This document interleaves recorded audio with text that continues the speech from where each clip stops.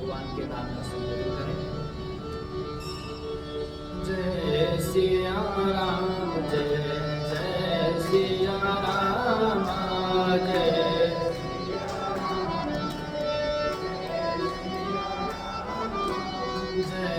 सिया राम जय जय सिया राम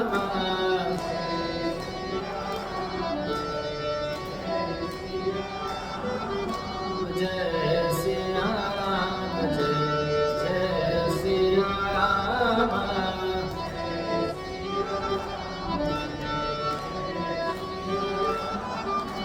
जय सिया राम जय जय सिया राम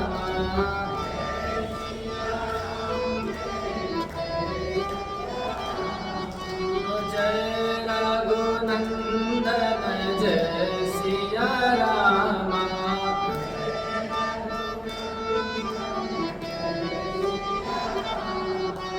जय नंदनंदन जय घनश्याम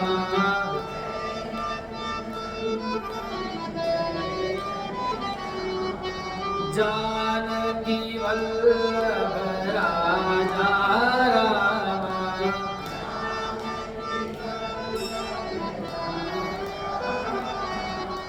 राधा वल्लभ राधे श्याम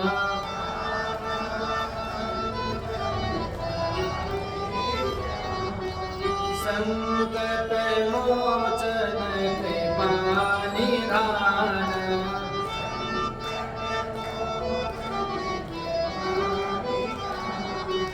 संकट मोचन दया निधान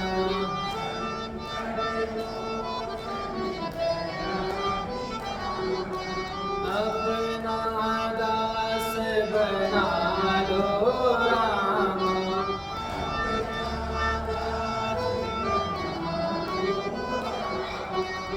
अपना सेवक बना लो श्याम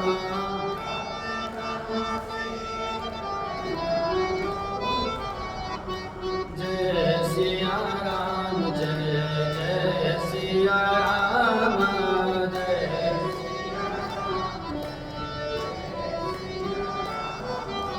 जय सिया राम जय जय सिया राम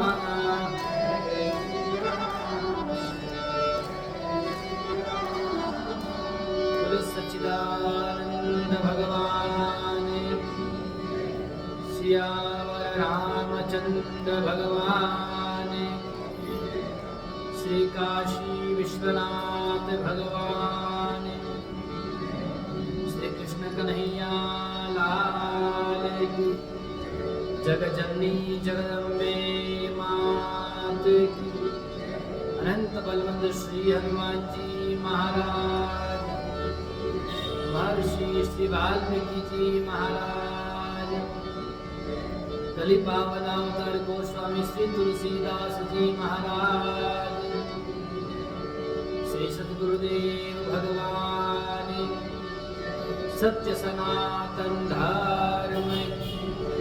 धर्म की अधर्म का प्राणियों में विश्व का गौ माता की गौ हत्या ओम नमः पार्वती पतये हर हर महादेव।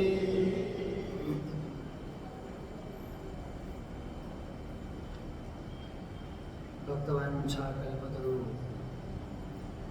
अकारण करुणा वरुणालय दीनबंधु दया शत्रु कृपाशित सच्चिदानंद भगवान परमात्मा के चरणों में प्रणाम।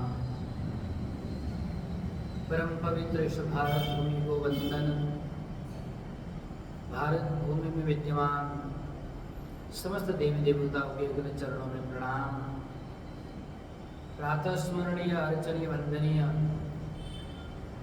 श्रोत्रिय ब्रह्मनिष्ठ पूज्यपाद श्री सद्गुरुदेव भगवान के युगल चरणों में प्रणाम करते हुए राजस्थान की पावन धरा में अवस्थित परम धार्मिक नगर ब्यावर के मध्य परम पवित्र श्री गीता भवन के अधिष्ठात्री देवता श्री राधा कृष्ण भगवान के चरण सन्निधि में अखिल सृष्टि के कारण स्वरूप जगदात्मा जगदीश्वर कौशल्यानंद वर्धन राघवेंद्र सरकार के मंगलमय शब्द ब्रह्म रूपी वाग्मय स्वरूप श्रीमद् रामचरित मानस ग्रंथराज का पावन आश्रय लेकर इस अमूल्य निधि मानव तन को सार्थक करने के लिए मानव जीवन का सर्वोत्कृष्ट फल सत्संग प्राप्त करने हेतु संतो स्थित समस्त श्रद्धामयी मातृशक्ति गीता भवन के समस्त न्यासीगण धर्मानुरागी भक्तजन सज्जन बाल गोपाल आप सबके हृदय रूपी अंतकरण में विराजमान परब्रह्म परमात्मा को सादर प्रणाम। जय सिया राम। परम पवित्र तिथि अनंत चतुर्दशी की आप सबको हार्दिक मंगलमय शुभकामनाएं। भगवान की महती अनुकंपा से हम लोग इस पावन चातुर्मासिक अनुष्ठान के क्रम को बढ़ाते हुए अब लग रहा है समाप्ति प्राय ही है। कल पूर्णिमा को पूर्णाहुति का भी अवसर है और आज अनंत चतुर्दशी है। अनंत चतुर्दशी बलभद्र जी को समर्पित की जाती है। उनको विशेष लेकर के इसके व्रत का भी अनुष्ठान का विधान है। इसका व्रत किया जाता है दिव्य प्रकार से। संत महापुरुष कहते हैं कि एक बार यदि इसका व्रत प्रारंभ करते हैं तो लगभग 14 वर्ष पर्यंत इसका व्रत करना ही चाहिए। जीवन पर्यंत करो अच्छी बात है, लेकिन 14 वर्ष पर्यंत तो करना ही चाहिए। कुछ समय पूर्व यह अनंत चतुर्दशी का व्रत लुप्त प्राय सा हो गया था, लोग भूल से गए थे। उस समय धर्म सम्राट कल्पात्री जी महाराज जी ने इस व्रत का स्वयं पालन करते हुए लोगों को भी उपदेश दिया था। और इस अनंत चतुर्दशी के व्रत के समय भी एक विशेष विधान होता है। एक धागा लिया जाता है या उसको आप मौली कहे, रक्षा सूत्र कहे, उसमें 14 गांठ लगाई जाती है और 14 लगा करके उसको पुरुष लोग दाएं हाथ में धारण करते हैं और माताएं बाएं हाथ में धारण करती हैं। तो इसके व्रत का भी विशेष विधान है। बड़ा दिव्य। इसका व्रत करने से अनेक प्रकार के आपके पापों का नाश होता है। तो आज परम पवित्र भाव से अनंत चतुर्दशी का ये दिवस हमारे सामने उपस्थित हुआ है। हम लोग उसी अनंत परब्रह्म परमात्मा का चिंतन कर रहे हैं और उसी अनंत को प्राप्त करने के लिए परम पिता परमात्मा की अनंत कथा का श्रवण करते हैं। कथा का भी अंत नहीं, हरि अनंत हरि कथा अनंत। उसी परमात्मा की कथा को श्रवण करते हुए कल हम लोगों ने बड़ा सुंदर प्रसंग श्रवण किया। प्रेम मूर्ति श्री भरत जी महाराज ने किसी भी प्रकार से अयोध्या के समस्त गुरुओं द्वारा, पुरोहितों द्वारा, मंत्रियों द्वारा, माताओं द्वारा, प्रजाओं द्वारा अनेक प्रकार से राज्य पद को स्वीकार करने के लिए सबने निवेदन भी किया और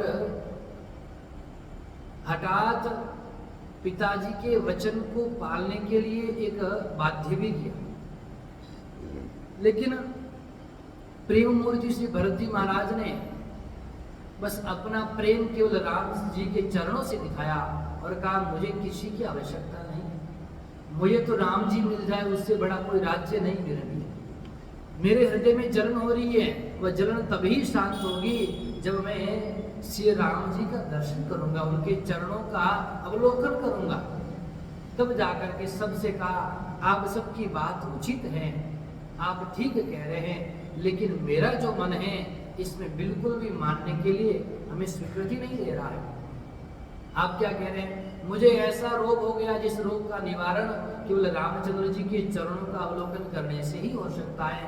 अतः आप यदि मेरे साथ में आओ या ना आओ, आप मेरे साथ चलो या ना चलो, लेकिन महाराज मैंने तो अब निर्णय कर लिया है कि मैं प्रातः काल होते ही श्री मेरे लघु भ्राता शत्रुघ्न के साथ में यहाँ से मैं क्या करूँगा, प्रस्थान करूँगा। इसलिए आप लोगों को यदि साथ में आना है तो आप लोग आ सकते हैं। मुझे कोई दूसरा उपाय नहीं दिख रहा है। समस्त प्रकार से भरत जी महाराज ने जैसे निवेदन किया, सारे प्रजा में एक सुख की लहर, आनंद की लहर उमड़ पड़ी, एक उमंग हो उठी, सब आनंदित हो गए। तच्छवो भूते गमिष्यामि पादचारेण दंडकान् शत्रुघ्न सहितस्तूर्णं यूयमायातवानवा रामो यथा वने यातास् तथाहं वल्कलाम्बरः। परम पवित्र भाव से इस प्रकार ऐसे निवेदन किया। सब इसी बात की मानो प्रतीक्षा कर रहे थे कि बस हमें कोई तो मिले जो राम जी के विषय में बताए, जो राम जी के प्रति प्रेम प्रकट करे, जो राम जी के पास ले जाए। और सब लोगों ने बड़े दिव्य प्रकार से भरत जी महाराज की सराहना ही की। भरत ही कहि सराही सराही, जय सिया राम जय राम प्रेम मूर्ति तनु आही, जय सिया राम जय जय सिया राम। सभी नर नारियों ने, अवधवासियों ने समस्त प्रकार से महाराज सराहना की और सबने कहा ठीक है। देखो वैसे तो वशिष्ठ जी महाराज ने जितने मंत्री, सभासद, प्रजा सबको बुलाया किस लिए था कि हमारा समर्थन करे, मेरी बात को समर्थित करके भरत जी महाराज को राज्य पद दे। लेकिन जैसे भरत जी महाराज ने इस बात को सबके सामने निवेदित किया, सब कहने लगे ये भरत नहीं, ये साक्षात राम जी की प्रेम मूर्ति, साक्षात राम का ही स्वरूप है। और सब मानो ऐसा लग रहा है जो विपक्ष में थे सारे के सारे भरत जी के पक्ष में आ गए। सब एक स्वर से कहा बिल्कुल हम तैयार हैं, हम आपके साथ में जाने के लिए सच हैं। त्वरयन्ति स्म हर्षिताः, सारे लोग हर्षित हो गए और मानो ऐसा लग रहा है अब तो हमारे हाथ में समस्त प्रकार का मोदक ही मोदक है। हमारे हाथ में ऐसा दिव्य क्या कहते हैं ना मणि मिल गया है, जिस मणि को पा करके परमात्मा को पा सकते हैं। सब लोग प्रसन्न चित्त हैं और ठाकुर जी के दर्शन के लिए लालायित थे। कब ठाकुर जी के दर्शन होंगे? सबके मन मोदुन थोड़ा, जय सिया जनुधन धुनि सुनि चातक मोरा, जय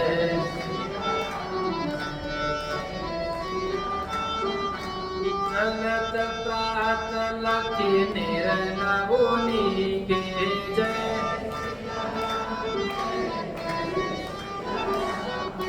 भरत प्राण प्रिय भेषवहि के।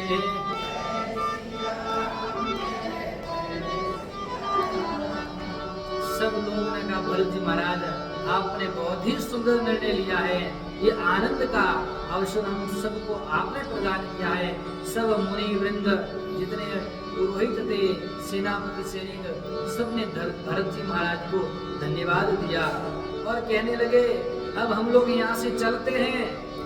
यह जीवन का लाभ किसको प्राप्त नहीं हो है? सब लोग ऐसे जीवन का लाभ प्राप्त करना चाहते हैं कि साक्षात परमात्मा का दर्शन कराने वाला कोई भक्त तो मिला है। को न चाहे जग जीवन लाहु, हम इस जीवन का लाभ प्राप्त करना चाहते हैं।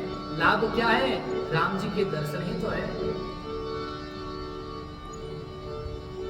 सब लोगों ने तैयारियां करना प्रारंभ किया। कुछ लोग चर्चा करने लगे महाराज हम यहाँ से जाएंगे तो संपत्ति का क्या, इसको कैसे कौन क्या संभालेगा, सारा अवध चला जाएगा। तो लोगों ने कहा महाराज जब भगवान मिलते हो तो संपत्ति की क्या आवश्यकता, संपत्ति का क्या करना है, हमें तो परमात्मा से काम है, संपत्ति से कोई काम नहीं है, संपत्ति को रहने दो। किसी ने कहा ऐसा करो, ये संपत्ति क्या काम की जो भगवान से दूर करे, इस संपत्ति को जला डालो और सबको जला करके राम जी के पास चलो। जड़ो सो संपत्ति सदन सुख सुरद मात पितु भाई, सन्मुख हो तजो राम पद करे न सास सहाय। ऐसी संपत्ति को, घर को, है सुख के साधनों को, मित्र को, माता पिता को, भाई को, इन सबको त्याग देना चाहिए। यदि ये रामचंद्र भगवान के विमुख हमें करते हो महाराज, इसलिए इनको छोड़ दो। यदि सहायता ना करे, मिलाने में हमारा सहयोग न करे, तो संपत्ति को जला दो, भाई बंधु का परित्याग कर दो। अनेक उदाहरण है ऐसे हमारे सामने। किस किस ने किसका त्याग किया? प्रहलाद ने, ध्रुव ने, सब त्याग करके परमात्मा को प्राप्त करने के लिए दिव्य रूप से अनेक भिन्न रास्ता अपनाया उन्होंने। सब लोग बड़े आनंदित होंगे, मानो आज अवध में पुनः आनंद का पल आया है जब रामचंद्र जी विवाह करके आए थे, वैसा पल मानो, ऐसा उमंग उमड़ पड़ा है। घर घर साजहि वाहन नाना, हर सुहृदय पर भात पया, भरत जाय घर की न विचारो, नगर बाज गज भवन भंडारो। समस्त प्रकार से सब लोगों ने अपने अपने वाहनों को तैयार किया, सजाया, हम राम जी के पास में जाएंगे। अब भरत जी महाराज के सामने धर्म संकट इकट्ठा हो, क्या करें? ये संपत्ति सब लोग तो जलाने के लिए कह रहे हैं और संपत्ति छोड़ने के लिए कह रहे हैं, हमारी संपत्ति हमें मतलब नहीं है। भरत जी महाराज ने कहा देखो ये विचार ठीक नहीं है आपका, ये संपत्ति आपकी नहीं है, ये किसकी है? रघुनाथ की है। इसलिए भगवान की संपत्ति को जलाने का, नष्ट करने का आपका कोई अधिकार नहीं है। भरत जी महाराज ने सबको समझाया और समस्त प्रकार से संपत्ति की रक्षा के लिए, संपत्ति की सुरक्षा के लिए सुव्यवस्था बनी रहे, इसलिए आज्ञाकारी सेवकों को पुनः वहां लगा दिया। संपत्ति सब रघुपति के आही जय, जो बिनु जतन चलो तजिताही जय।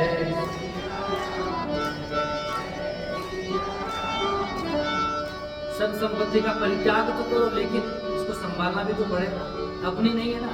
पराई वस्तु आपके पास आती तो क्या करते हैं?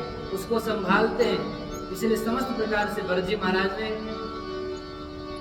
कुछ सेवकों को लगाया और लगा करके सबको कहा कि अब आप सब लोग सच हो जाइए। अब कहाँ चलना है? हमें चित्रकूट की ओर चलना है।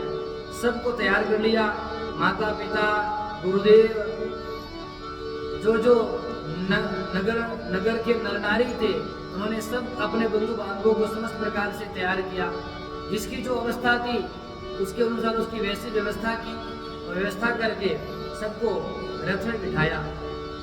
गुरुदेव को, मंत्रियों को, माताओं के लिए पालकी तैयार की, सुंदर पालकी में बिठा करके, और सब लोगों ने अपने अपने वाहन उनको सजा करके सब तिलक समाजू जय सिया राम जय।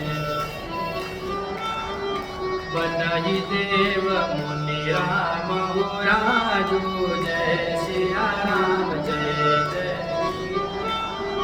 बेगी चलो सुनी सचिव जोहारे जय।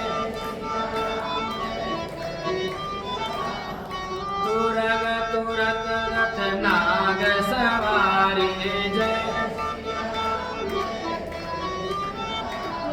समस्त प्रकार से गुरुदेव वशिष्ठ जी महाराज ने भी कहा, अरे साथ में तिलक भी ले लो, वहां ही वन में ही श्री राघवेंद्र सरकार का राज तिलक करेंगे, वहीं से उनको राजा बना करके ले आएंगे। तो तिलक की सामग्री वगैरह सब साथ में ले चलो, गुरुदेव वहीं तिलक कर लेंगे। उसी समय माता अरुंधति भी नेत्रों से सजल होकर के वो भी कहने लगी वशिष्ठ जी से, मैं भी चलूं साथ में, आपकी आज्ञा हो। अरुंधति अग्नि समावो, रथ चढ़ी चले प्रथम मुनि राम। मुनिनाथ ने कहा ठीक है आप भी चलिए, राघव का दर्शन करना। सबको रथ में बिठाया, प्रवृंद चढ़ी वाहन नाना, चले सकल तब तेज विधाना। नगर लोग सब सजी सजी जाना, चित्रकूट कहा कीन पयाना। महाराज सब लोगों ने सजदा करके वहां से चित्रकूट की ओर चल पड़े। भरत चले चित्रकूट रामा, राम को मनाने। भरत चले चित्रकूट रामा, भरत को मना, राम को मना। राम को मनाने सीता राम को लाने, राम को मनाने सीता राम को लाने। भरत चले चित्रकूट रामा, राम को मनाने। वो भरत चले चित्रकूट रामा, सीता राम को मनाने। तन पुलकित अति सजल नयन भर, तन पुलकित अति सजल नयन भर। सिर पर जस जटाजूट हो रामा, भरत चले चित्रकूट राम को मनाने। रामा भरत चले चित्रकूट राम को मनाने। दास विकास अचरज सुमिरत, दास विकास अचरज सुमिरत। लाखों जन्म कर लूटो रामा, राम को मनाने। वो भरत चले चित्रकूट रामा, भरत को मनाने। राम को मनाने, राम को मनाने। सीता राम को लाने, राम को मनाने। सीता राम को लाने। भरत चले चित्रकूट रामा, राम को मनाने। भरत चले चित्रकूट रामा, राम को मनाने। श्री भरत जी महाराज चित्रकूट की ओर प्रस्थान करते हैं। समस्त प्रकार से सब माताओं को पालकी में बिठाया, गुरुदेव को, गुरु माताओं को, उनको भी सुंदर रथ में बिठा करके जितने सभापति, सैनिक, मंत्री सबको बिठा करके आगे चलने के लिए कहा। और स्वयं रथ पर नहीं, स्वयं पैदल चल रहे हैं महाराज। क्यों पैदल चल रहे हैं? मेरे राघव यहाँ से रथ पर गए हैं और मैं रथ पर चढ़ करके जाऊं, ये उचित नहीं है।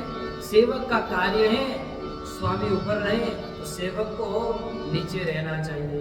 इस प्रकार भरत जी महाराज ने मन में चिंतन करके समस्त प्रकार से वहां से चलना प्रारंभ किया। चल रहे हैं लोग, लेकिन चलते चलते माता कौशल्या ने देखा, अरे मेरा भरत पैदल चल रहा है, हम सभी पालकी में माताएं और रथ पर सारे नगरवासी बैठे हैं। माता तो माता होती है, माता के ममत्व है। माता को दुख हुआ और माता ने भरत को माता होने के नाते आज्ञा प्रदान की, हे भरत तुम ऐसे पैदल मत चलो, तुम क्या करो, तुम रथ पर चढ़ जाओ। तात चढ़ो रथ पले महतारी जय,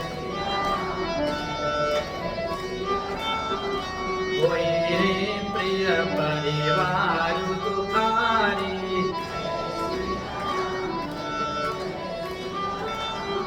तुम्हारे चलत चले सब लोग मुझे, सकल शोक कुश नहीं मग जो मुझे। भरत को मैया ने कहा, हे भरत तुम रथ पर चढ़ जाओ, यदि तुम पैदल चलोगे तो तुम्हारे पीछे सारे जितने नगरवासी हैं सब के सब पैदल चलने लगेंगे और ये रास्ता पैदल चलने योग्य नहीं है, ये रास्ता ठीक नहीं है। रास्ते में अनेक प्रकार की कठिनाइयां आने वाली हैं और सब परिवार को भी दुख होगा, अतः आप रथ पर चढ़ जाओ। माता श्री की आज्ञा का पालन करने के लिए भरत जी महाराज ने जाकर के शत्रुघ्न जी के साथ में रथ पर जाकर के चढ़ गए और वहीं पर बैठ गए। और साथ में अब तीव्र गति से चलने लगे सब लोग। सिरधरी बचन चरण सिरुनाई जय, रथ चढ़ी चलत भये दो भाई जय, तमसा प्रथम दिवस करि बासु जय, दूसर गोमती तीर निवासु जय। रथ पर चढ़ करके चलने लगे। प्रथम दिवस तमसा नदी के निकट पहुंचे, वहां निवास किया और दूसरे दिवस में परम पवित्र भाव से गोमती के तट पर निवास किया। वहां पर सब लोगों ने दिव्य प्रकार से फल फूल का आहार लिया। दूसरी तरफ निषाद राज महाराज ने श्रवण किया कि इधर अयोध्या से चल करके भरत जी महाराज सेना सहित कहाँ आ रहे हैं, सिंगवेरपुर आ रहे हैं। और समाचार जैसे सुना अत्यंत दुखी हो गए, क्रोधित हो गए, मन में अनेक प्रकार की कल्पनाओं को लेकर के समस्त सेना को तैयार कर दिया। भरत कैसा कर रहा है, किस कारण से भरत यहाँ आ रहे हैं, कारण कवन भरत बनो जाहि जय, हे कछु कपट भाव मन माहि जय,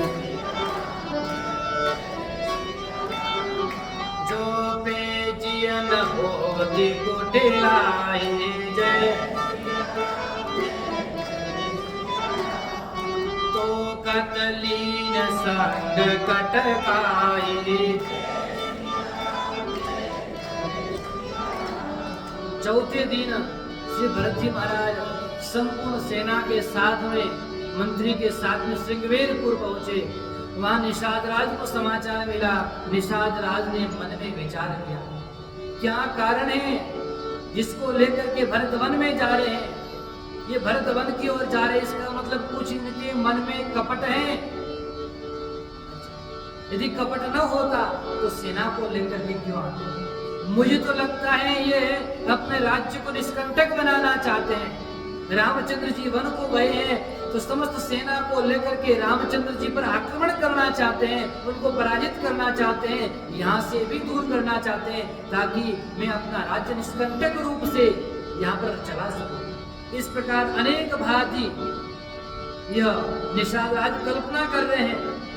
निषाद राज ने कहा, भरत तुम्हारी राजनीति ठीक नहीं है, तुमने राजनीति का प्रयोग करके अपने राज्य को निष्कंटक बनाने के लिए ये चाल चली है, और मैं कहता हूँ तुम कलंक लेने के लिए जा रहे हो। इस प्रकार के अपने सेवकों के साथ बैठकर निषाद राज विचार कर रहे हैं।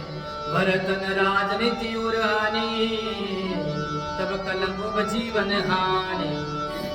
अब अपने जीवन में कलंक लेने वाले हैं, हमें ऐसा लग रहा है। लेकिन भरत को ध्यान होना चाहिए, उनको जानकारी होनी चाहिए कि यहाँ पर राम जी का सेवक बैठा है।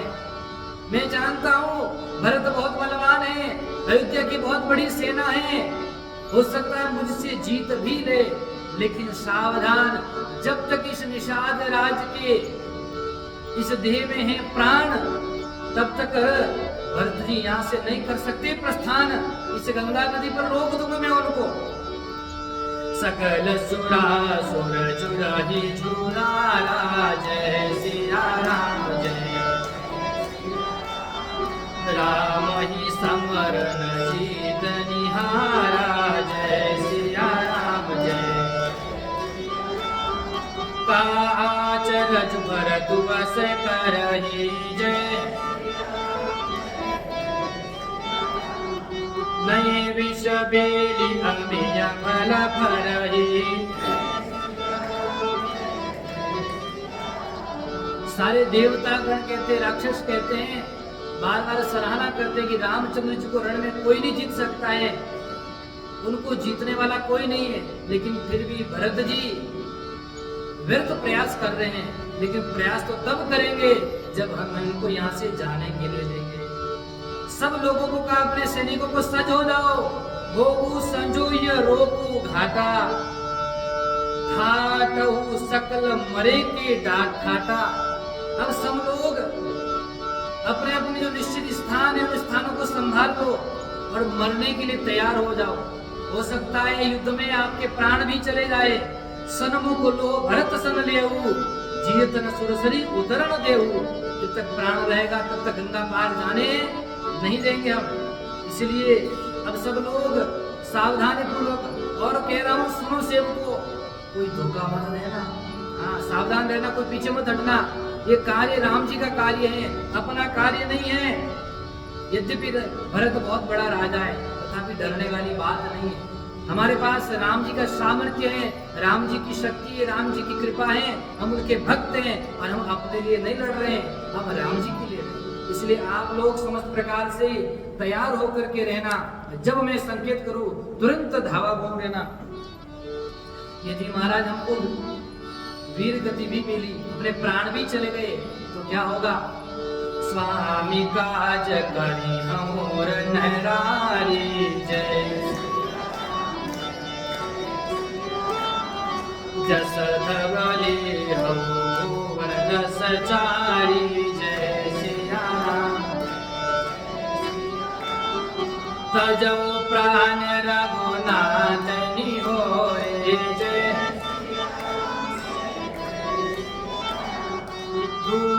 हाथ मुद मोदक मोरे।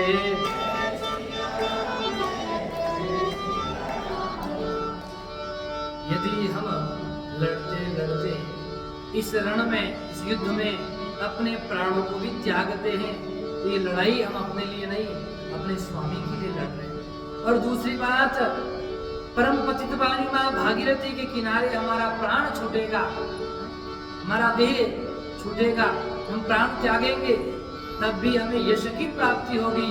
अब यश नहीं होने वाला है।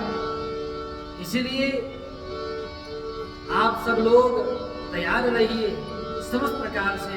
हम राम जी के सेवक हैं, और राम जी के सेवक है तो सेवक का कार्य क्या है? स्वामी तक कोई पहुंच न पाया आक्रमणकारी, समस्त प्रकार से सज्ज रहना। इधर सब तैयारियां की और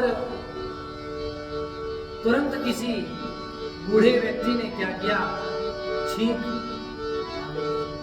छींक आने के पश्चात अनेक प्रकार के सगुन के जानकार लोग होते हैं। उन्होंने कहा, हे निषाद राज, आप जल्दबाजी मत करिए।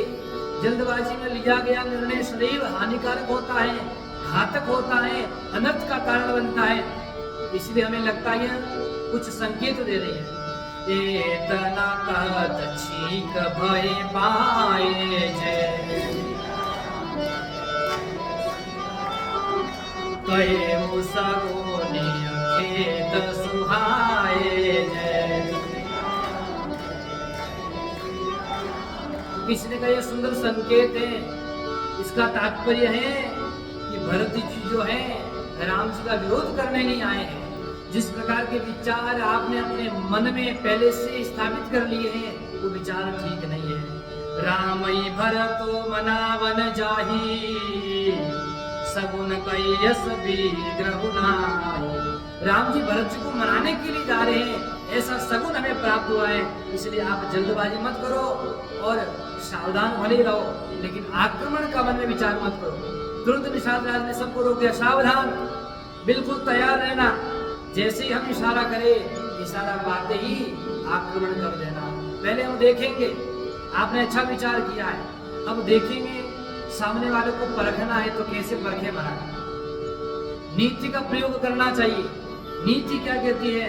किसी अनजान व्यक्ति को नहीं जानते तो उसको कैसे परखा जाए। साथ में रहेंगे तब, लेकिन जब दूर से आ रहा है, क्या भाव है, क्या विचार है, क्या करना चाहता है, उसके लिए बड़ा सुंदर नीतिकारों ने कहा है 3 वस्तुएं जो हैं उसको लेकर के क्या करना चाहिए? विचार करना चाहिए। सबसे पहले देखना चाहिए मित्र कैसे, उनके मित्र का प्रभाव है। यदि अच्छे मित्र है तो उसका व्यवहार अच्छा होगा। संग कैसा, कैसे कैसे लोगों के साथ तो उठना बैठना है।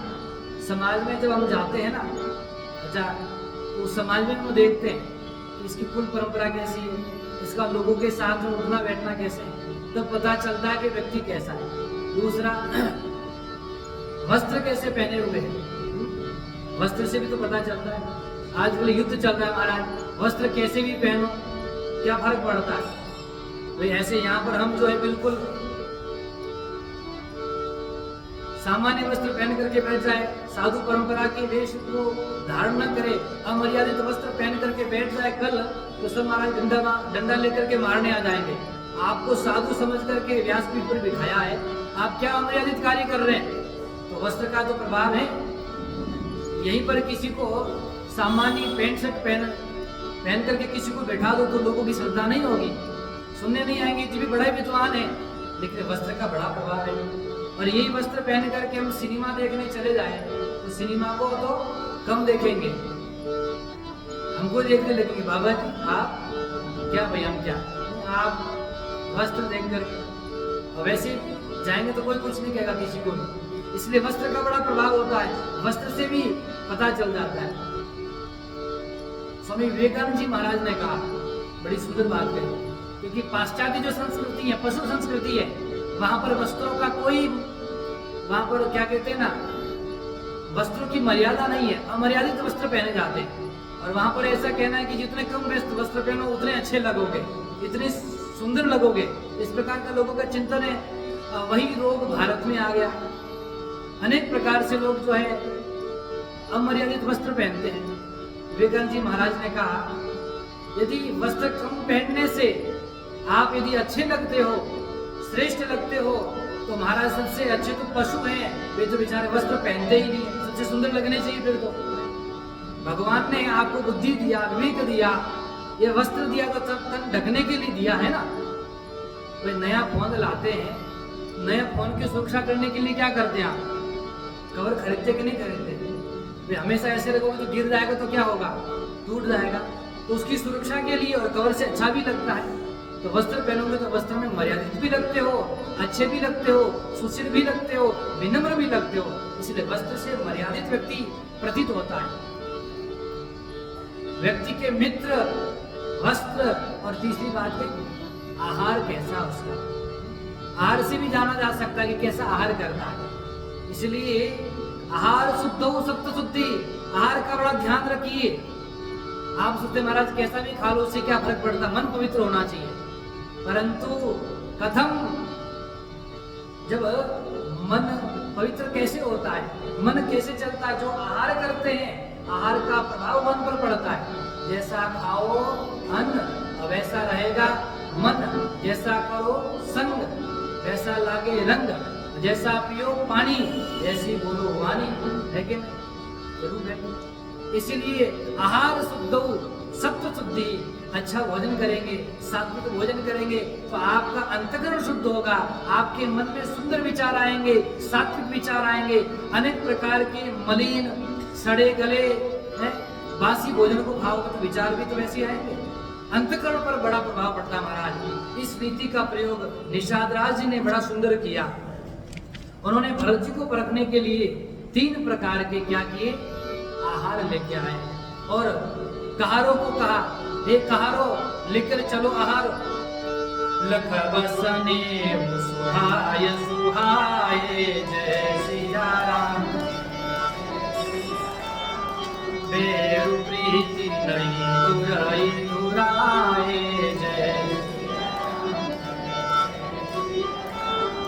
अस कोई भेंट संजोवन लागे, कंद मूल फल खग मृग मागे। निषाद राज ने विचार करके कहा, इनके स्वभाव को जानना चाहता हूँ, इनका स्वभाव कैसा है, इनके स्नेह को मैं पहचानना चाहता हूँ। इसलिए क्या करेंगे, चलो 3 प्रकार का आहार लाओ। क्या लाए? पहला सात्विक आहार लाया, कंदमूल फल, ये सात्विक आहार है, कंदमूल इत्यादि। इसको यदि ग्रहण करते हैं तो समझ जाएंगे सात्विक व्यक्ति है, शुद्ध विचार वाले हैं, सात्विक भावना वाले हैं, पवित्र भावना वाले हैं। और दूसरा खग मृग मागे, दूसरा राजसी भोजन लाया, खग मृग इत्यादि, ये राजसी है, इसको ग्रहण करेंगे तो समझ आएंगे राजसी व्यक्ति है। और तीसरा मीन पीन पाठीन पुराने जय भरी भरी भार कारण आने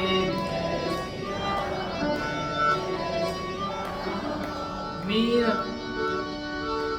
अनेक प्रकार की मछलियां अनेक प्रकार का मांसाहार जो है पुराना बासी वो सब लेकर के इनमें से ये तामसिक है खग मृग राजसी हो गए और कंदमूल इत्यादि क्या हो गए सात्विक हो गए। पता चल जाएगा इनके स्वभाव का कैसे। ये अनेक प्रकार के मन में विचार कर रहे थे तो दूसरी तरफ में महाराज गुरुदेव श्री वशिष्ठ जी ने भरत से कहा, हे भरत जानते हो कौन है जो सामने है? ये निषाद राज श्री रामचंद्र सरकार के सखा है। क्या है? सखा है।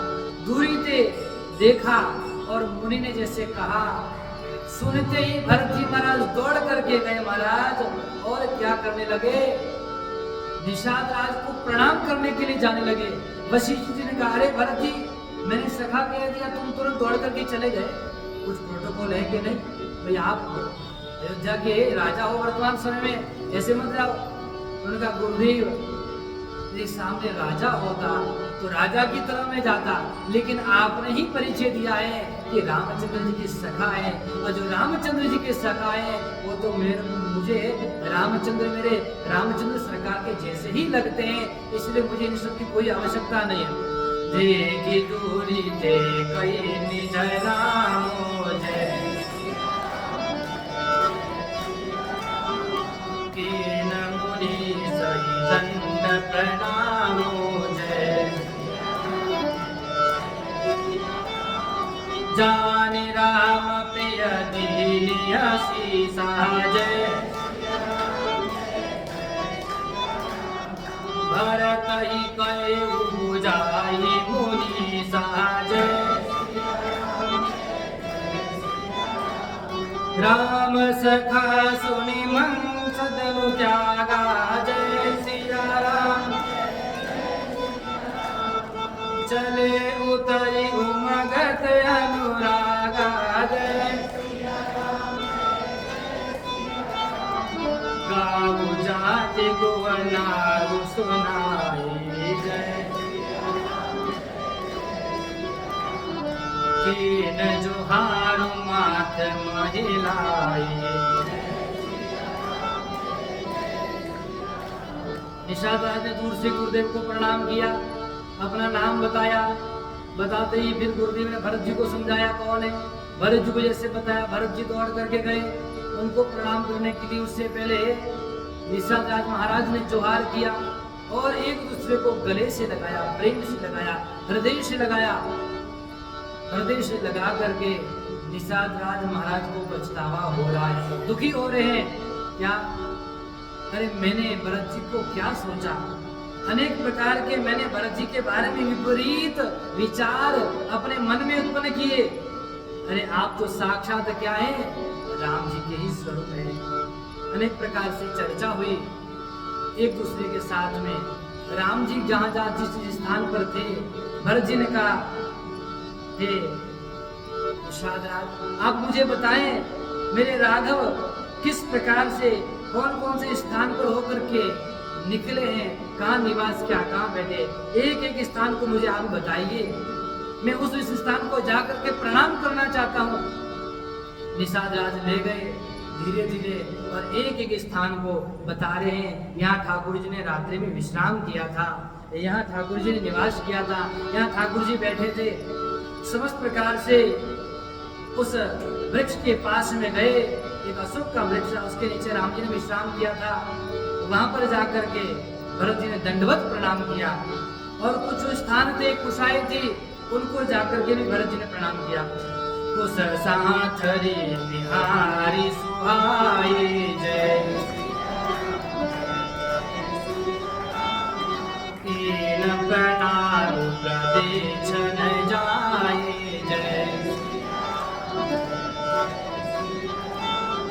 चरण रेख रज आखि न लाई जय बनाई न कहत प्रीति अधिकारी जय। समस्त प्रकार से जितने स्थान थे और ठाकुर जी के चरणों की रेखाओं को भी देख रहे हैं। ठाकुर जी के चरणों की रेखा को देख करके महाराज वहां से रज उठाया और इतने प्रेम मुझे भरत जी महाराज ने अपने सिर पर उस रज को धारण किया। इतना अधिक प्रेम झलक रहा है, नेत्रों से अश्रुपात हो रहा है। अपने प्रेमी राघव के वीरा में भरत जी महाराज विलाप भी कर रहे हैं, संवाद भी कर रहे हैं। और जो जो चरण चिन्ह देख रहे हैं, जो चिन्ह देख रहे हैं, जो स्थान देख रहे हैं, उस स्थान को जाकर के प्रणाम कर रहे हैं, हृदय से लगा रहे हैं। कुछ भरत जी महाराज देख रहे थे तो वहां जगत जननी जानकी माता जी के कुछ स्वर्ण के आभूषण थे, छोटे छोटे, वो भी कुछ गिरे हुए थे महाराज। कनक बिंदु दोई चारिक देखे जय, राधे शीस सिय समले के जय। सजल बिलोचन हृदय गलानी,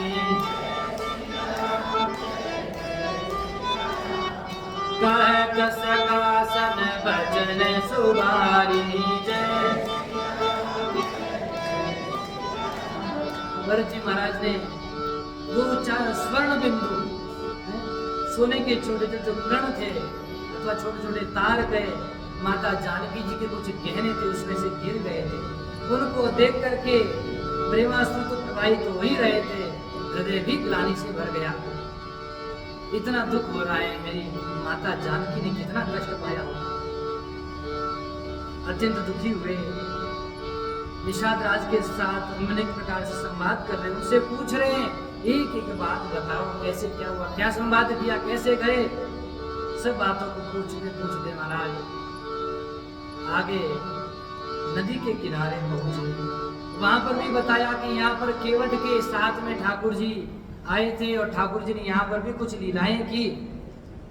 उस लीला को लेकर के अनेक प्रकार से सब स्नान वहां रहे, गंगा स्नान सबने किया। गंगा स्नान करके भगवान का नित्य वंदन किया, फलाहार ग्रहण किया। उसके बाद में कहाँ गए, केवट को बुला करके निषाद राज ने कहा कि अब हमें गंगा पार जाना है।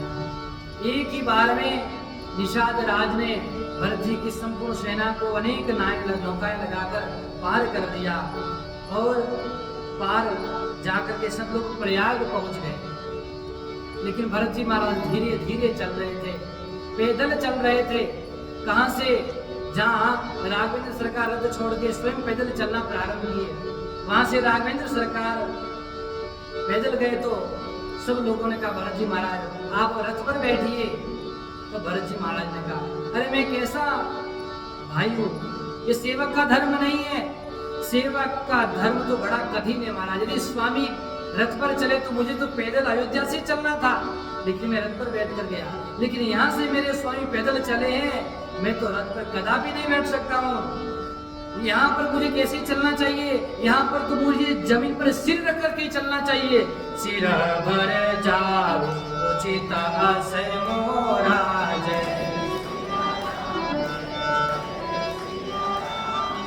सब सेवक धर्म कठोरा जय।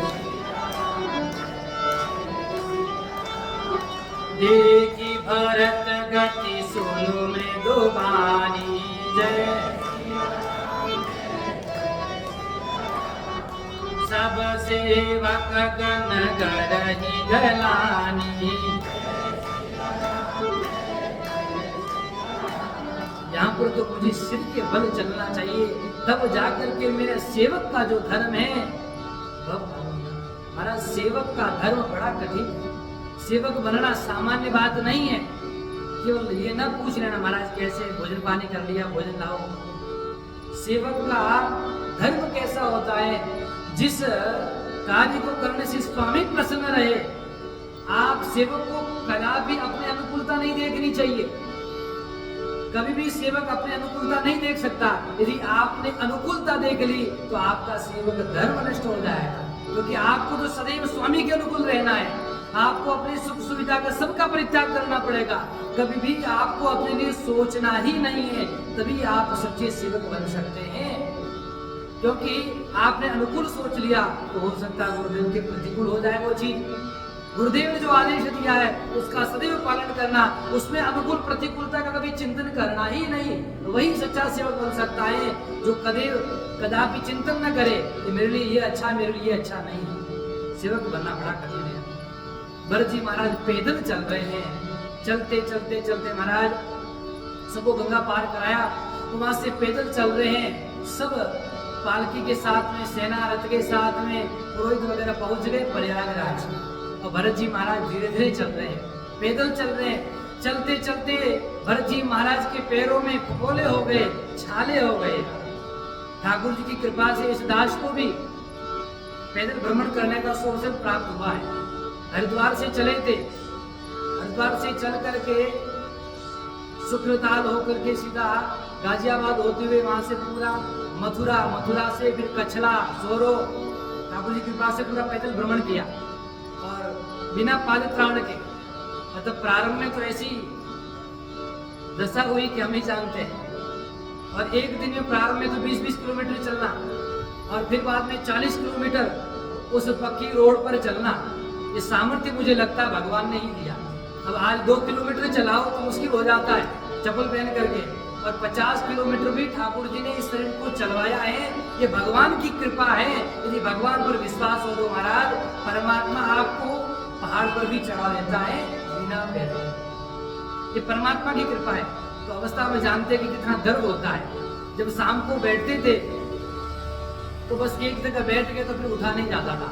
गर्म पानी से पैर प्रक्षालन करो, उसके बाद भी बड़ा मुश्किल। तो ये नहीं कि रुकना, अगले दिन फिर चलना है। तो परमात्मा ने कितनी शक्ति दी मैं अनुभव करता हूँ। परमात्मा पर यदि विश्वास हो जाए तो कठिन से कठिन कार्य सरल हो जाता है। बस विश्वास होना चाहिए। भरत जी महाराज अपने सेवक धर्म का पालन कर रहे हैं, पैदल चल रहे हैं। तीसरे पैर में भरत जी महाराज प्रयाग पहुंचे। किस स्थिति में पहुंचे?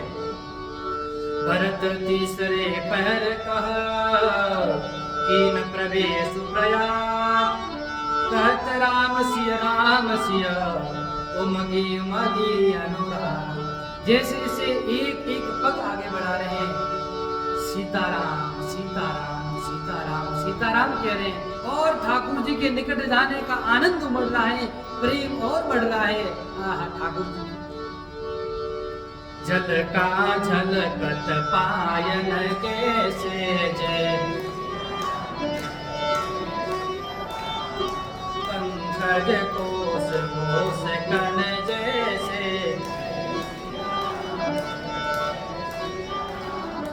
भरत जी महाराज के पैर में छाले हुए हैं, कैसे चमक रहे हैं, जैसे कमल की पत्तों पर ओस की बूंद चमकती है। महाराज ऐसे छलक रहे हैं, छालों में पानी भर गया है, फिर भी उन पर ध्यान नहीं है। पूरा ध्यान राघव के चरणों पर है। भरत पयाद ही आय आजू, भय दुखित सुनी सकल समाजू। भरत जी पैदल ही आए हैं।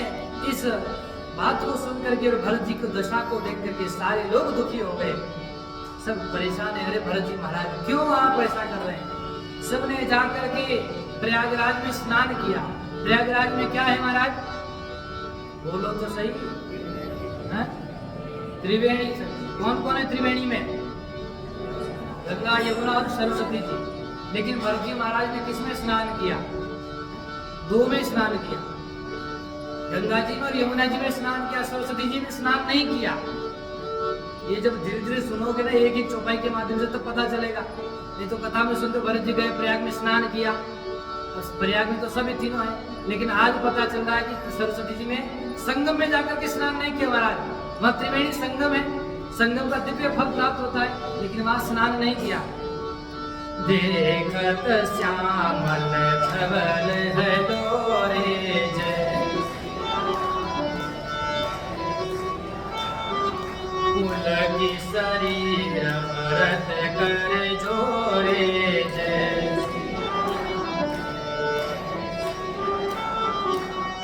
जी सीता सित नीर नहाने जय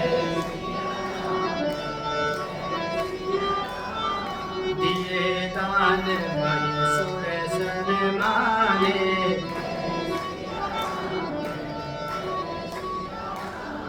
त्रिवेणी जी को श्री भरत जी महाराज ने प्रणाम किया और जो धवल धारा गंगा जी की और कृष्ण धारा यमुना जी की उसमें जाकर के स्नान किया। अब प्रश्न तो पूछोगे नहीं आप लोग, हम ही बता देते उत्तर कि सरस्वती जी में स्नान क्यों नहीं किया। किसी ने कहा भरत जी महाराज संगम में आए हो तो संगम में स्नान करो, इसका फल कोटि गुना अधिक है।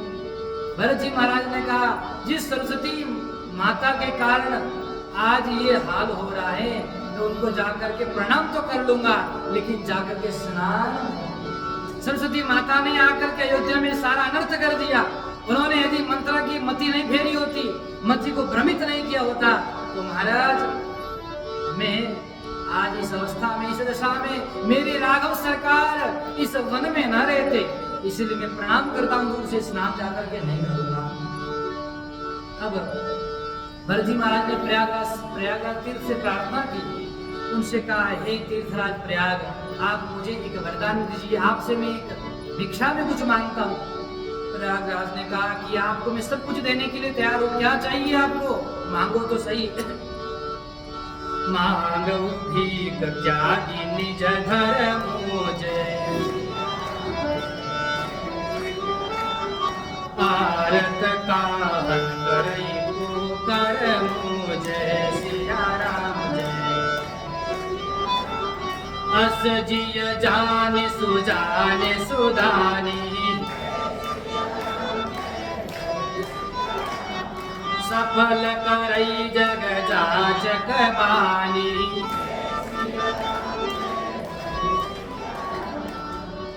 भरत जी महाराज ने कहा मैं अपने धर्म का परित्याग करके आपसे भिक्षा मांगता हूँ। कौन से धर्म का परित्याग किया?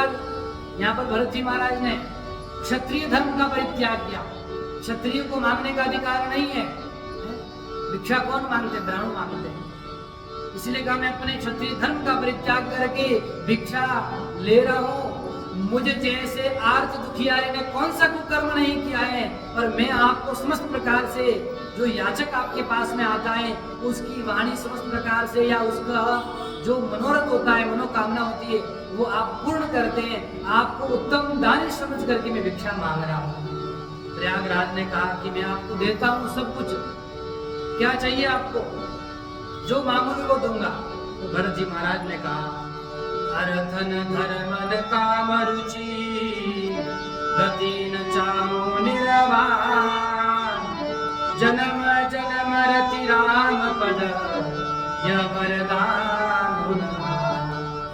हे प्रयागराज तीर्थ, यदि आप मुझे क्या अर्थ देना चाहते हो, धर्म देना चाहते हो, मनोकामना को पूर्ण करना चाहते हो, और मेरी जो रुचि है उसको देना चाहते हो, तो मैं आपको बता दूं इन सब में मेरी कोई रुचि नहीं है। किस किस में? धर्म में नहीं, अर्थ में नहीं, काम में नहीं, यहाँ तक कि मोक्ष भी नहीं चाहता हूँ। गति न चाहूं निर्वाण, निर्गतवान यस्मात् स निर्वाण, ऐसे निर्वाण मोक्ष को भी नहीं चाहता। क्या चाहिए आपको? आप मुझे कुछ दो, उससे पहले मैं मांग लूं, क्योंकि मैं भिक्षा मांग रहा हूँ तो मुझे मांगने का अधिकार नहीं। तो आप कह दो कि मैं आपको धर्म देता हूँ तो मांगना गड़बड़ हो जाएगा। जन्म जन्म रति राम पद, क्या इस जन्म नहीं, अनेक जन्म जितने मेरे जन्म हो इस पृथ्वी पर, उसी जन्म में मुझे राम जी के चरणों का पद का अनुराग चाहिए, वह मुझे, इससे दूसरा मुझे कुछ चाहिए ही नहीं। जानहु राम कुटिल करे मोहि जय,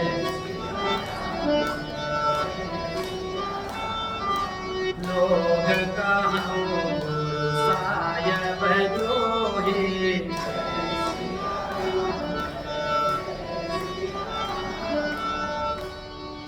चाहे राम जी मुझे कुटिल कहे, क्या कहे, चाहे लोग मुझे गुरुद्रोही कहे कि गुरु की आज्ञा पालन नहीं किया, लेकिन मुझे क्या चाहिए?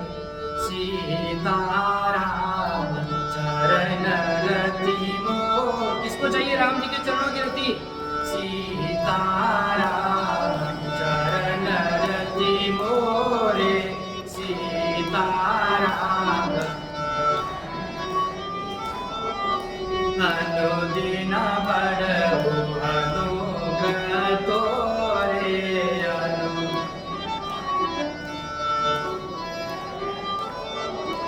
अब कछु नादन चाहिए मोरे, अब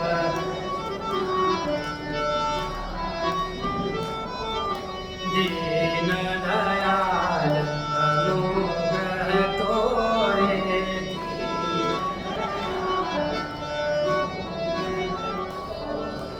जब जब भगवान के सामने जाओ, जब जब किसी तीर्थ में जाओ, किसी भी मंदिर में जाओ, तो महाराज ये चौपाई याद कर लेना। कुछ श्लोक आवे न आवे, मन में कुछ इच्छा होवे न होवे, बस यही कहना, हे ठाकुर जी, हे तीर्थराज, हे परमात्मा, आप मुझे कुछ देना चाहते हैं तो ठाकुर जी के चरणों में अनुराग दे दीजिए, ठाकुर जी के चरणों में प्रेम प्रदान कीजिए, मुझे और कुछ भी नहीं चाहिए। भगवान से भी मांगो तो यही मांगो, भगवान अब कछु नाथ न चाहिए मोरे। केवट ने यही मांगा था, मुझे कुछ नहीं चाहिए। क्या? अनुदिन बड़हु अनुग्रह करे, आपकी कृपा बरसती रहे मुझ पर। इस प्रकार भरत जी महाराज ने ठाकुर जी के चरणों का प्रेम मांगा और तीर्थराज प्रयाग ने ठाकुर जी के चरणों का प्रेम प्रदान किया। और प्रेम प्रदान करने के अनंतर आगे श्री भरत जी महाराज चलते हैं और आगे जाकर के अब वहां से धीरे धीरे यात्रा चित्रकूट की ओर बढ़ती है। चित्रकूट के विषय में निषाद राज ने अनेक प्रकार से बताया, क्या विशेषताएं, कामद दिव्य पर्वत है, वहां की ओर जा रहे हैं, वहां की ओर चर्चा कर रहे हैं महाराज। भरत जी की यात्रा तो बहुत लंबी है। क्या है? लंबी है। 1 महीना चर्चा करोगे तो भी समाप्त नहीं होगी। लेकिन सार क्या है यात्रा का? हम चाहे तो बहुत कर सकते विस्तार, लेकिन आज जानेंगे केवल सार। सार जान जाओ, यात्रा पूरी हो जाएगी। भरत जी की यात्रा का दम भी चल ही रहे, सार जानते हैं यात्रा का क्या सार। देखो, कोई भी जब भक्त भगवान की ओर बढ़ता है, भगवान के निकट जाना चाहता है, उस परम पवित्र परमात्मा को प्राप्त करना चाहता है, उस मार्ग में अनंत कठिनाइयां आती है। कितनी? अनंत। उसमें से मुख्य 5 बाधाएं आती है। 5 बाधाओं पे जो कोई भक्त पार कर लेता है तो परमात्मा को प्राप्त कर सकता है। कितनी बाधाएं आती हैं? 5। कौन कौन सी? सबसे पहली बाधा क्या है महाराज? जब कोई भी भक्त भगवान की ओर बढ़ता है तो सबसे पहले बाधा है कि अपनी संपत्ति, मेरा धन, मेरा वैभव, इन सब का क्या होगा। व्यक्ति इनके बारे में सोचता है, इनकी रक्षा कौन करेगा, इनको कौन संभालेगा, ये मेरे पीछे मेरे बच्चे बिगाड़ तो नहीं देंगे कम से कम। तो पहली बाधा यही है, संपत्ति के बारे में विचार आता है। तो भरत जी महाराज ने उस संपत्ति को क्या समझा? राम जी की समझा, रघुनाथ का समझ करके उस संपत्ति की रक्षा के लिए सेवकों को सौंप दिया। पहली बाधा तो हो गई, दूर कर दिया। पहली बाधा यही है। हम भी घर से निकलेंगे तो अनेक प्रकार से यही होता है। दूसरी बाधा क्या है? दूसरी बाधा यह कि जब हम भगवान को प्राप्त करने के लिए निकलते हैं, भजन करेंगे, कथा सुनेंगे, नाम स्मरण करेंगे, तो अनेक प्रकार के लोग क्या कहते हैं? देखो देखो देखो देखो तो बबुला भगत आ रहा है। हाँ, अब तक भजन नहीं करता था, अब भजन में लगे, बबुला भगत है। तो अनेक प्रकार के लोग आक्षेप लगाने लगेंगे। यह आक्षेप भरत जी महाराज को भी सुनना पड़ा। भरत जी महाराज ने संपत्ति सौंप दी उनको। और दूसरा आक्षेप क्या लगा? निषाद राज ने लगाया। किसने लगाया? क्या आक्षेप लगाया? कि यह अपना राज्य निष्कंटक करने के लिए, रामचंद्र जी को मारने के लिए जा रहे हैं। भरत जी के मन में तो ये भाव है कि परमात्मा को प्राप्त करने के लिए जा रहा हूँ, परमात्मा मेरे से दूर हो गए। लेकिन निषाद राज ने आक्षेप लगा दिया, कलंक तक लगा दिया। भरत राजनीति उर आनी, तब कलंक अब जीवन हानि। इसलिए सज्जनों, जब जब आप भगवान की ओर बढ़ोगे, तब तब संसार में ऐसे अनेक प्रकार के लोग होंगे जो आप पर आक्षेप का काम करेंगे, आप पर अपराध लगाएंगे, आपकी निंदा करेंगे, आपकी बुराई करेंगे, आपको बढ़ने नहीं देंगे। ये दूसरी बात। इस बाधा को भी भरत जी महाराज ने बड़े प्रेम से पार कर दिया। याद रखना जीवन में कौन कौन सी बाधाएं आती है, भगवान को प्राप्त करना है। तीसरी बाधा आती है जब इन दोनों को पार कर लिया आपने, तो समस्त प्रकार से देवी देवता इत्यादि हैं, ये आपको क्या देते हैं, ऐश्वर्य, धन, वैभव प्रदान करते हैं। खूब धन संपत्ति आपके पास में आ जाएगी, ये बाधा पार कर लेंगे तो महाराज। जब भरत जी महाराज प्रयागराज के बाद कहाँ जाते हैं, भरद्वाज मुनि के पास में जाते हैं, वहां निवास करते हैं। तो भरद्वाज जी महाराज ने बहुत प्रशंसा की भरत जी की कि राम जी आपका नाम सदैव स्मरण करते रहते हैं, सारा संसार क्या करता है, राम राम, और राम जी करते भरत भरत। भरत जी रोने लगे, नेत्रों में शुभात होने लगा, हे प्रभु आप इतने कृपालु हैं, इतने दयालु हैं, लेकिन मैं इतना दुष्ट, मैं इतना पापी, मेरे कारण आपको वनवास मिला। जब भरद्वाज जी के पास में गए तो भरद्वाज जी ने समस्त सिद्धियों को आदेश दे दिया, समस्त रिद्धि सिद्धि समस्त प्रकार से क्या करो, भरत जी की सभी प्रकार से सेवा करो, अच्छी प्रकार से सेवा में लग जाओ, सारी सिद्धियां आ गई। उसी प्रकार दो बाधा को जब पार करोगे तो संसार में सारे सिद्धियां आपके पीछे बढ़ जाएगी। संसार में जाएंगे तो भक्त पीछे बढ़ेंगे, महाराज ये सेवा ले लो, महाराज ये कर लो, महाराज कुछ आदेश करो, आपके लिए क्या लाए, बहुत सेवा करेंगे, खूब पीछे पड़ेंगे। यदि वो सेवा आपने स्वीकार कर ली, क्या वो सेवा स्वीकार कर ली तो महाराज मामला गड़बड़ हो जाएगा। इसलिए इसको भी क्या करना है, इससे बचना चाहिए, सिद्धियों से बचना चाहिए। समाज में हम जाते हैं तो लोग खूब सेवा करते हैं, महाराज आज वो ज्यादा दिन नहीं चलेगा, 4 दिन की चांदनी फिर अंधेरी रात, इसलिए उससे दूर ही रहो। प्रणाम, आपकी सेवा को नमस्कार है। क्यों, जब स्वीकार कर लोगे तो क्या होगा, मान बढ़ाई जब ते आई, तब किस्मत आई तब किस्मत फूटी, मान बढ़ाई जब से आई तब किस्मत फूटी, स्वामी स्वामी कहने लागे लगन राम से छूटी। महाराज सब भक्त क्या कहेंगे, महाराज आइए आइए, माल को रबड़ी पाइए। और जब उनकी सेवा सदैव स्वीकार करोगे, सदैव पाओगे मालपुड़ी, माल को रबड़ी इत्यादि, तो महाराज क्या हो जाएगा, लोग कहेंगे स्वामी स्वामी स्वामी, मान बढ़ाई आ जाएगी, बढ़िया हम तो स्वामी बन गए। और जब ये हो जाएगा तब क्या होगा, लगन राम से छूटी। जिस परब्रह्म परमात्मा को प्राप्त करने के लिए भक्त बने थे, अब स्वामी बन गए तो भक्त कहां से रहोगे, राम से लगन छूट जाएगी। इस बाधा को भी भरत जी महाराज ने प्रणाम करके पार कर दिया। संपत्ति चकई भरत चख, मुनियाय सुखिलवार, तेहि निशियाश्रम पिंजरा, राखे भाविनुसा। भरत जी महाराज ने प्रणाम करके आगे बढ़ गए। और चौथी बाधा आती है महाराज, ये 3 बाधा जब पार कर ली तब चौथी आती है, देवता जो अनेक प्रकार से आपके कार्य में विघ्न डालते हैं। क्या करते हैं, ताकि आप भगवान को प्राप्त न करो, आप भगवान की ओर बढ़ते जा रहे हैं, परमात्मा के आगे जा रहे हैं, लेकिन देवता विघ्न चाहते हैं। देवता चाहते हैं कि भगवान को न मिले, कि भगवान को मिल गया तो इसका काम बन जाएगा, इसलिए हमारा काम बिगाड़ने के लिए देवता आगे आते हैं। देवराज इंद्र से कहते हैं, गुरुदेव कैसे भी करिए, क्या करना है, बोले भरत जी को राम जी से मिलने मत दीजिए। गुरु सन कहे वो करिय प्रभु सोई, राम ही भरत ही भेट न होई। गुरुदेव आप कुछ भी करिए कि राम जी से भरत जी की भेंट हो न पाए, इसलिए भगवान से मिलने के हम जब जाएंगे तो चौथी बाधा के रूप में देवता आएंगे। गुरुदेव ने कहा, इंद्र सोच लो, ये भगवान के भक्त हैं। किसके, भगवान के। यदि आप भगवान की कुछ अपराध करोगे तो अपना भक्त समझ करके या तुच्छ समझ करके परमात्मा क्षमा कर देगा, हैं? परमात्मा क्रोध नहीं करेंगे।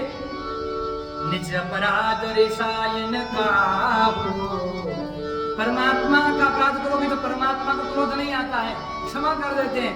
लेकिन परमात्मा के भक्त का अपराध करोगे तो परमात्मा क्षमा करने वाले नहीं, इसलिए सावधान इंद्र। जो अपराध भगत कर करई जय।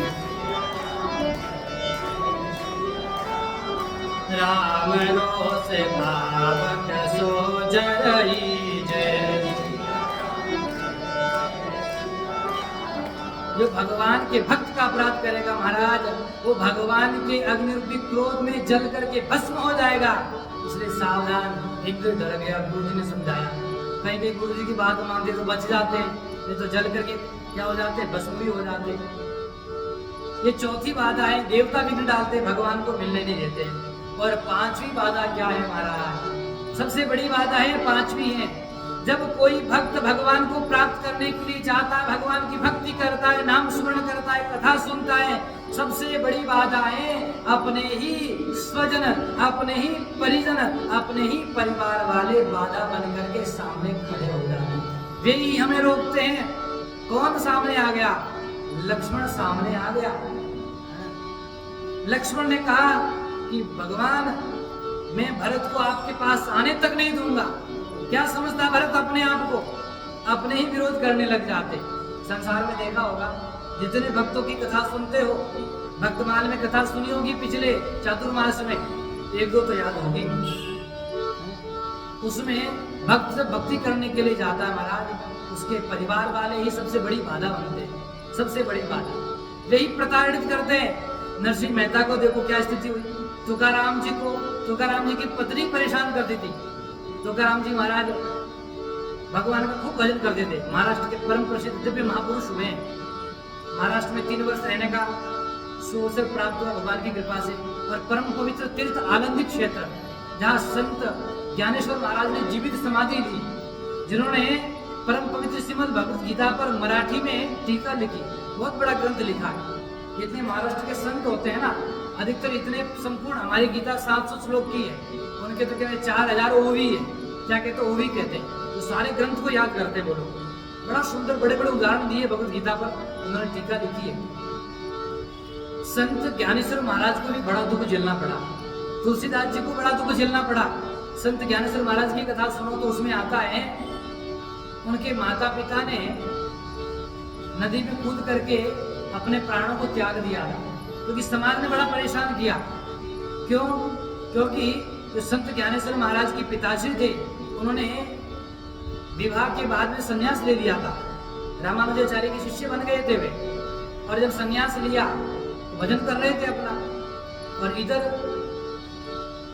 आचार्य श्री पधारे महाराष्ट्र में, तो माता श्री ने प्रणाम किया। तो आचार्य श्री ने कहा, सौभाग्य पुत्रवती भव। क्या? पुत्रवती भव। तो महाराज आपने पुत्रवती का आशीर्वाद दिया है, मेरे पति देवता तो पहले ही संन्यास ले लिए, अब कैसे होगा, क्या होगा? तो उन्होंने कहा, कहाँ है? तो जानकारी करके उनको वापस भेजा। कहा, तुम्हारे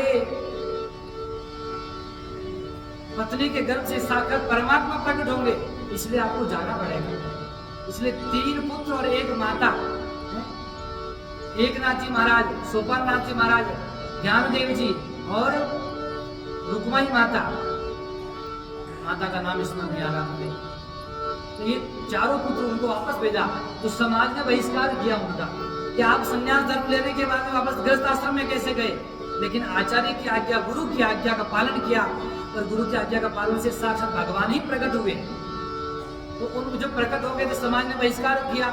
माता पिता ने क्या किया? नदी में कूद करके प्राण त्याग दिए। अब तीनों भाई बहन अकेले कैसे पालन हो? तो मामा के यहाँ रहने के लिए यहाँ पर आए, आलंदी में आए, वहां रहते थे।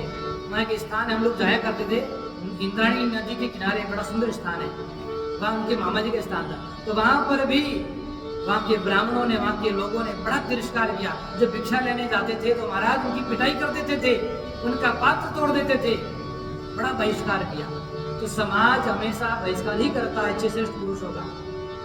ये 5वीं बाधा आती है कि परमात्मा को मिलने से, ये सब बाधाएं पार कर दी, तब जाकर के श्री भरत जी महाराज रामचंद्र सरकार से मिलते हैं। बोले सियावर रामचंद्र भगवान।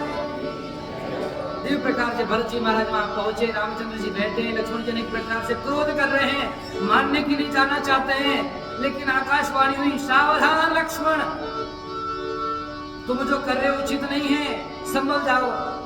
लक्ष्मण जी सुन करके चकित रह गए। कहा पास में आने दो। लक्ष्मण जी धनुष तीर लेकर के सज करके खड़े हैं।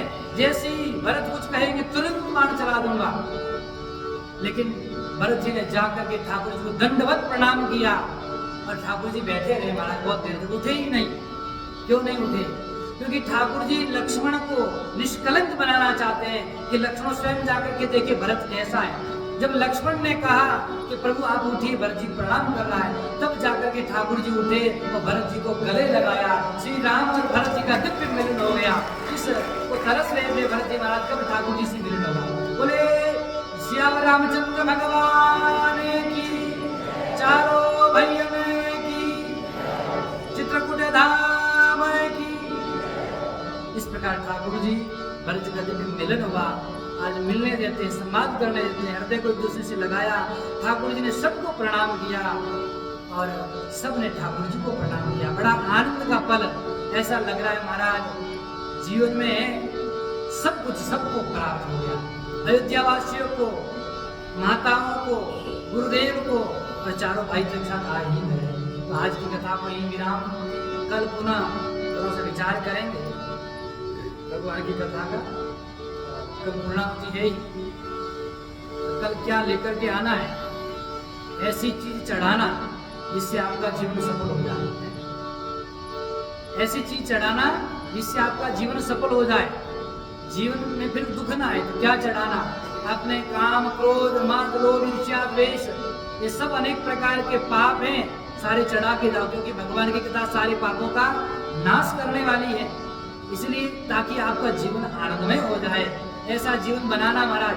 नहीं तो कथा तो खूब करने आएंगे, खूब सुनोगे कथा, लेकिन जीवन जब आपका बदल जाए तो वही कथा सुनना आपका सार्थक है। कथा में यही विराम। और कल कुछ विशेष भी होगा, आप लोगों को बताएंगे, आपको कल पता चलेगा, आज नहीं बताएंगे, ठीक है? ऐसे थोड़ी होता, प्रतीक्षा करनी पड़ती है। सब्र का फल मीठा होता है। श्याम रामचंद्र भगवान।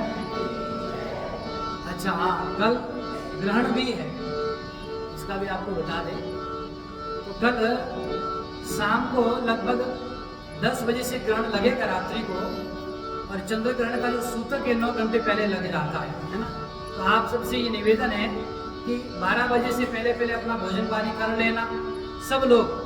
और कुशा प्राप्त दिन, कुशा जो आपका मंदिर है, वस्त्र है, जो जल का स्थान है, सब स्थान है ना, सब स्थानों पर कुशा को रख देना। और 12 बजे के बाद में प्रयास करना कि कोई भोजन पानी तक न पिए। अत्यधिक प्यास लगे तो महाराज उसमें तुलसी छोड़ करके कुशा डाल करके जल पी सकते हैं। क्योंकि इसमें आप कुछ भी ग्रहण करेंगे तो उसका नकारात्मक प्रभाव होता है। इसलिए 12 बजे से पहले, 1 बजे लग जाएगा सूतक, 12 बजे से पहले भोजन पानी सब लोग कर लेना। अपने घर में अधिक से अधिक क्या करना, कोई पूजा कार्य इत्यादि न करे, अधिक से अधिक जप करें, भगवान को न छुए, वहाँ पर कुशा रख दे। और समस्त प्रकार से ग्रहण काल जब होगा 3 घंटे का, उसमें यदि आप जप करते हैं तो कोटि गुना अधिक फल प्राप्त होता है। कितना? करोड़ गुना अधिक। इसलिए रात्रि 10 बजे से ग्रहण लगेगा तो 1-2 घंटा यदि अधिक से अधिक जप कर सके गुरु मंत्र का, जिसमें आपकी श्रद्धा है, जो पाठ आपको याद है उस पाठ का अधिक से अधिक जप करें, भगवान का नाम स्मरण करें, या आसपास के मोहल्ले में बैठ करके संकीर्तन करें भगवान के नाम का, तो आपको अधिक से अधिक फल मिलेगा। और कोई दूसरा कार्य न करे, भोजन तो करना है ही नहीं है, व्रत कर लेना, ठीक है क्या? 12 बजे के बाद व्रत करना। और कल फिर परसों सुबह फिर आप जो है कुछ पा सकते हैं। सच्चिदानंद भगवान, काशी विश्वनाथ भगवान की, श्री कृष्णचंद्र भगवान की, जगजननी जगदम्बे माते की, अनंत बलवंत श्री हनुमान जी महाराज की, महर्षि वाल्मीकि जी महाराज की, गोस्वामी श्री तुलसीदास जी महाराज की, श्री सद्गुरुदेव भगवान की, सत्य सनातन धर्म की, धर्म का, प्राणियों में विश्व का, गौ माता की गौ हत्या। ओम नमः पार्वती पतये, हर हर महादेव।